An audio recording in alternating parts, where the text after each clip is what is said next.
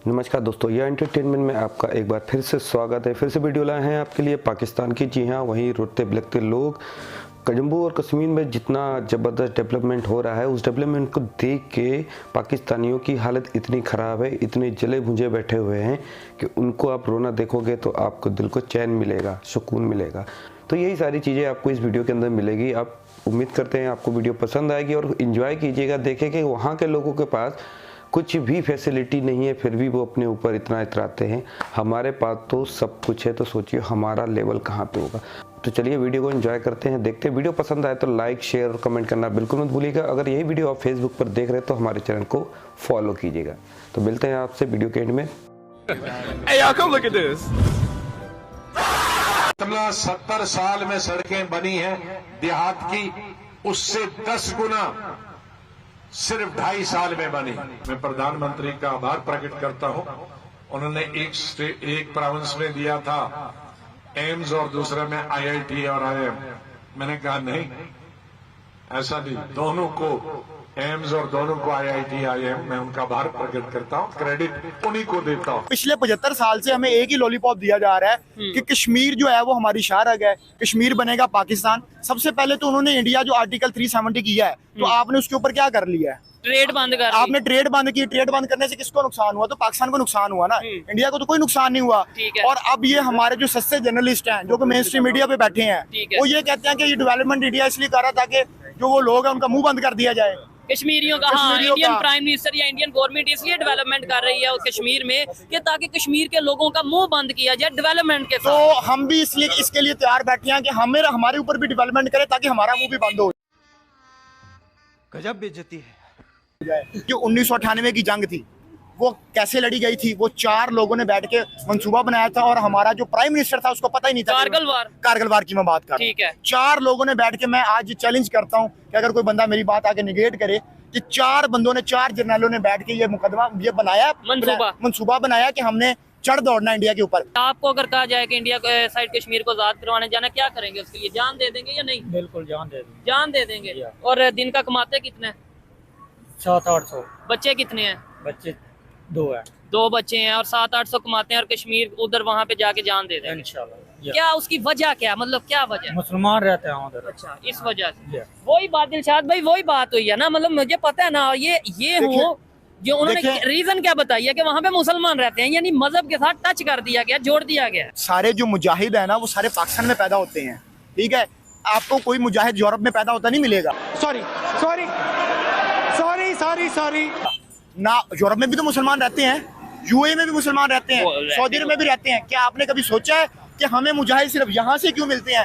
ये इतनी जरखेज मिट्टी है कि यहाँ से मुजाहिद पैदा ही होते जा रहे हैं। आप मुझे ये बताएं कि सऊदी अरब जो है, वहाँ पे तो मुसलमानों की जो है वो इबादत गाहें भी हैं, सब कुछ है। ठीक है, अब मुझे बताएं वहाँ पे क्यों नहीं कोई मुजाहिद पैदा होता? वहाँ पे मुजाहिद इसलिए कोई नहीं पैदा होता कि जब मुजाहिद पैदा होने लगता है तो उसको पहले पकड़ लेते हैं। यहाँ पे प्रॉपर मुजाहिद को तैयार किया जाता है, ट्रेनिंग दी जाती है। पॉलिटिकल लीडर्स का कोई कसूर नहीं है। बेशक इस मामले के ऊपर मेरी जान खतरे में आती आ जाए, इसमें सिर्फ और सिर्फ एस्टेब्लिशमेंट का कसूर है और वो कभी भी नहीं चाहती कि ये मसला सॉल्व हो। आज मैं खड़ा हूँ, आज से 70 साल बाद भी ये मसला सॉल्व नहीं होगा अगर एस्टेब्लिशमेंट का किरदार पॉलिटिक्स के अंदर रहता है। कैसे हैं आप?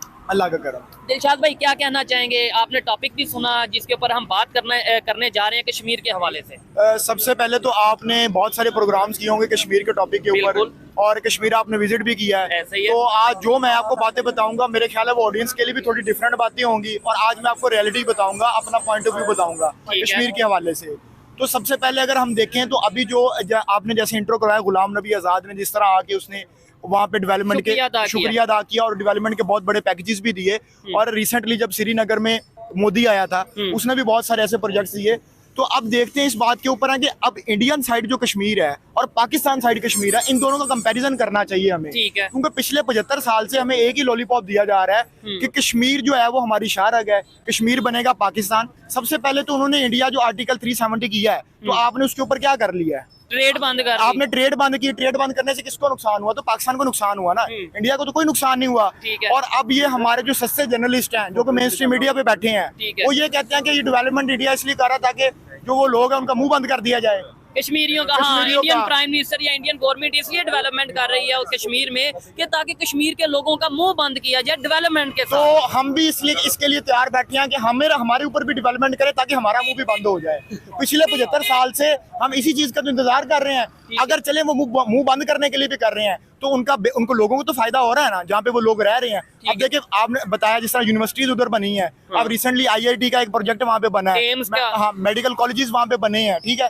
अब मुझे पाकिस्तान साइड पे आजाद कश्मीर पे बताएं, आपको मुश्किल से 2 से 3 यूनिवर्सिटीज मिलेंगी और उसके बाकी सब कैंपसेस हैं। आप मुझे 10 यूनिवर्सिटीज ऐसे नहीं बता सकते आजाद कश्मीर के अंदर जो कि बनी है। मैं कहता हूँ 5 यूनिवर्सिटीज, मैं ये बड़ी गारंटी से कह रहा हूँ, गवर्नमेंट की कोई 5 यूनिवर्सिटीज पाकिस्तान साइड कश्मीर में मौजूद नहीं है।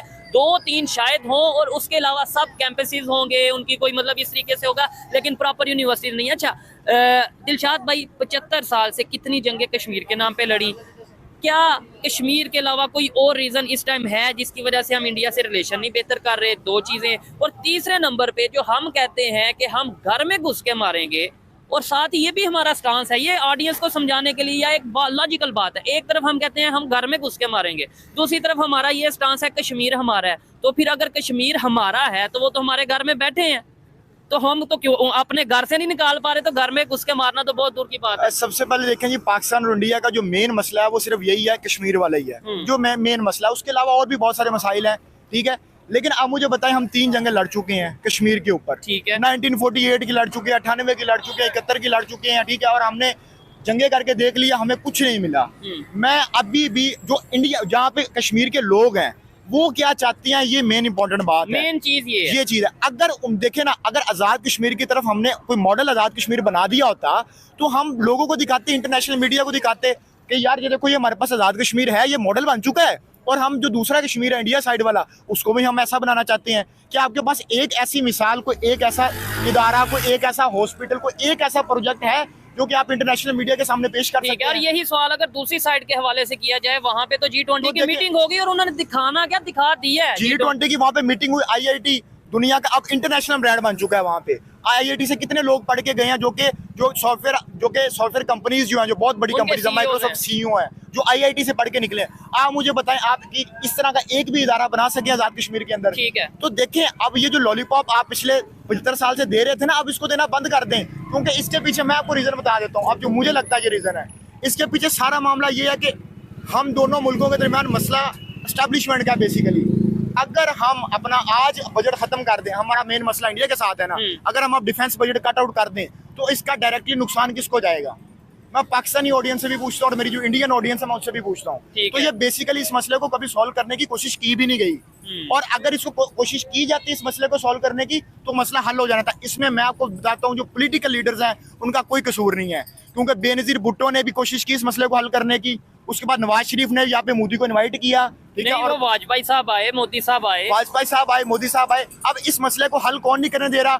हमारे यहाँ पे एक बहुत मशहूर साफी है हामिद मीर, उसका कॉलम पढ़ लीजिएगा, उसमें उसने बताया कि मेन कल्प्रिट कौन है और किसने जो है वो आगे जाके किया। और हमारी एस्टेब्लिशमेंट का ये हाल है कि ये सिर्फ और सिर्फ उनको एक पॉइंट चाहिए अपना बजट बनाने के लिए, और बाद में हमें सुनने को ये मिलता है कि